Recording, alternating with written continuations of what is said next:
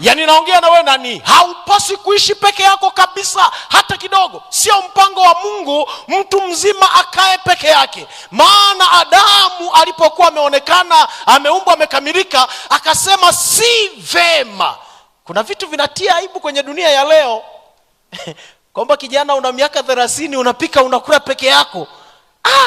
Huu ujasiri hadi shetani anachukua notebook.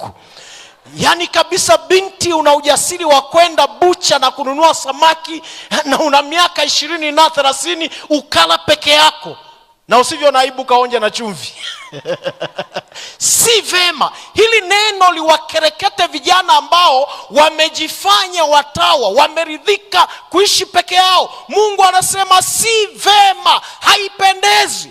Sasa Mungu anaweka vipimo kama ifuatavyo. Sasa nifuatilie vizuri. Unapoingia kwenye ndoa ni kipimo cha mambo matatu kwenye ndoa. Kipimo cha mambo matatu. Namba 1, ndoa ni kipimo cha uimara wa mahusiano yako. Tuna aina 2 za mahusiano kwa mwanadamu. Tuna mahusiano ya vertical relationship na tuna horizontal relationship.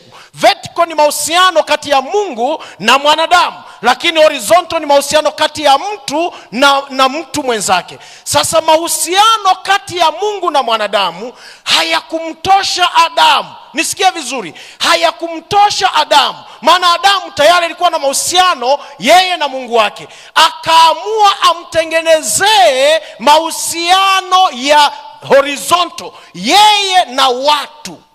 Sasa kipimo cha mahusiano ya yeye na watu akamletea mke ambaye ni Eva, ili kwa kuishi vizuri na huyo mtu, kwa kuishi vizuri na mwanadamu, ndipo Mungu ajue kwamba huyu mtu amenipenda vizuri. Maandiko yako mengi, Pastor Butoka atatufundisha vizuri kwamba ikiwa unataka kujipima, nisikie vizuri, ikiwa unataka kujipima kwamba wewe unampenda Mungu, angalia unavyowapenda wanadamu wenzako. Hawezi kusema kwamba mimi nampenda Mungu, ninafunga mara ngapi, mimi ni Mkristo, mimi ni mtu wa imani, halafu wanadamu wenzako hauwapendi. Na sio wanadamu tu, wale mlioko kwenye ndoa. Kipimo cha kwanza kwamba wewe unampenda Mungu ni vile unavyompenda mwenzi wako wa maisha. Walionisikia waseme amina.